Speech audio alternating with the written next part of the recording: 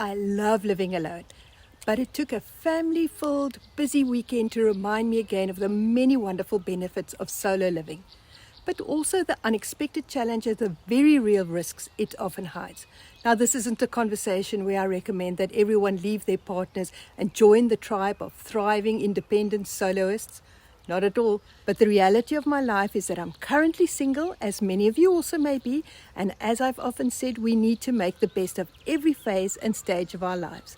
Much of this conversation is not only relevant to soloists, but also to couples and housemates. So join me as I share my 3 wins, my 3 worries, and my 3 warnings of living alone. I'm the Forest Fairy. Welcome to my corner of the woods, where I'm rebuilding, revamping, redesigning a magical life, and hopefully inspire you to gather your own fairy dust. Hello everyone, I hope you're having a fabulous week. Coming home to my wonderful little cottage after a few days with my children and their friends really got me appreciating solo living. I love being with them, delighted by the interesting conversations, the inside jokes, the special outings. But once home, this introvert threw open the cottage door and fell on her bed for a few hours to recuperate. As I based in my sacred space and my mind could drift in the silence, I contemplated how accustomed I am to being alone and how I've adapted to this phase of my life. Aside from some short move-ins by my children and a couple of years during and after COVID, I've lived alone for many years. I do consider it a phase, as life often changes in a blink of an eye. But however long or short my single life may be, I'm committed to enjoying it to the fullest, and I'm looking forward to sharing some facets and factors of solo living. The joys of living alone will probably differ from person to person, and it could actually become an endless list of pros, especially if it's drawn up or added to by a group of introverts. The comment section of our conversations often have me smiling and nodding as you express your happiness and delight at being able to do what you want, when you want, and where you want, and how you want. But today, this soloist, isn't that just a delightful word, so much better than single, will just list the top 3 things she enjoys about solo living. Being able to adventure to my heart's delight is for me the main joy of solo living. Whether it's just popping down to the beach to spend a few hours bobbing in the water and wandering along the waterline looking for shells and sea glass, or taking a thrilling road trip to a stark but incredibly beautiful neighboring country. I've often spoken about how adventures enrich your life, and if you're a fellow adventurer, you'll enjoy the conversation on how I use my courage muscle to create big and small adventures. My adventures embody independence and freedom, the freedom to stay an hour longer, leave if I don't like something or someone, or even the freedom to just stay at home. And while this sounds totally shellfish or selfish, after years and years of marriage and corporate life, it's just what I enjoy and need right now.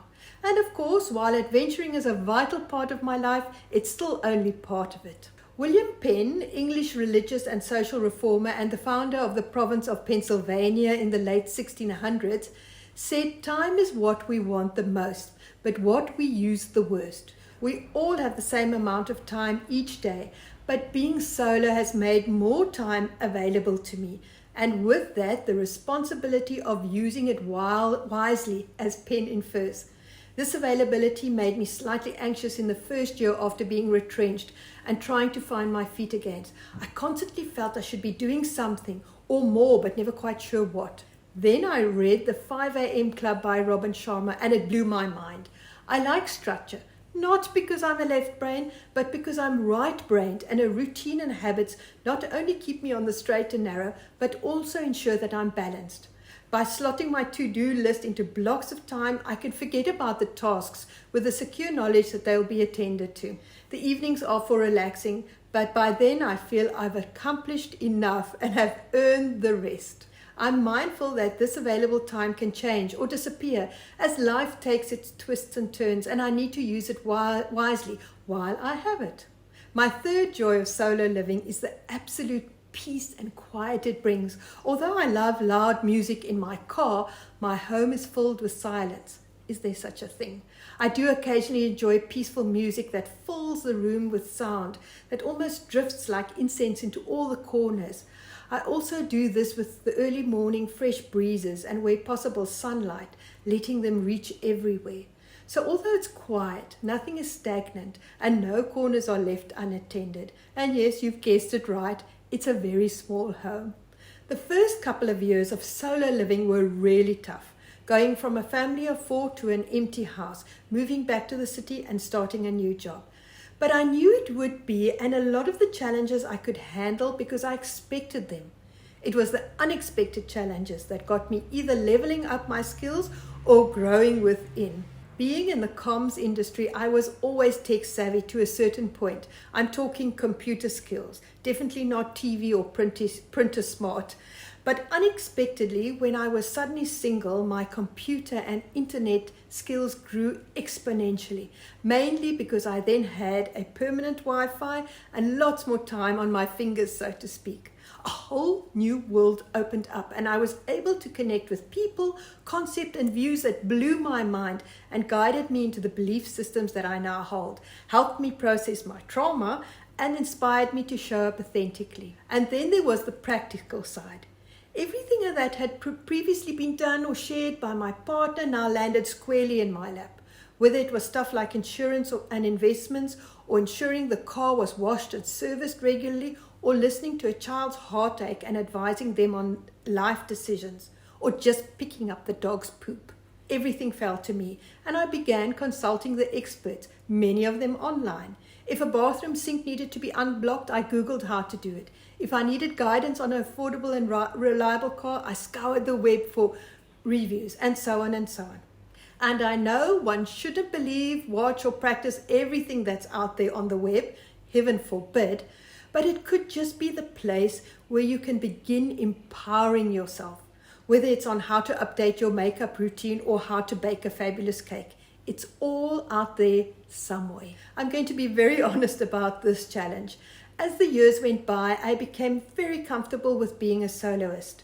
From the beginning, I forced myself to face things such as an empty house on a weekend, eating out alone, attending dinners or functions without a plus one, and so on, until it became natural and all right.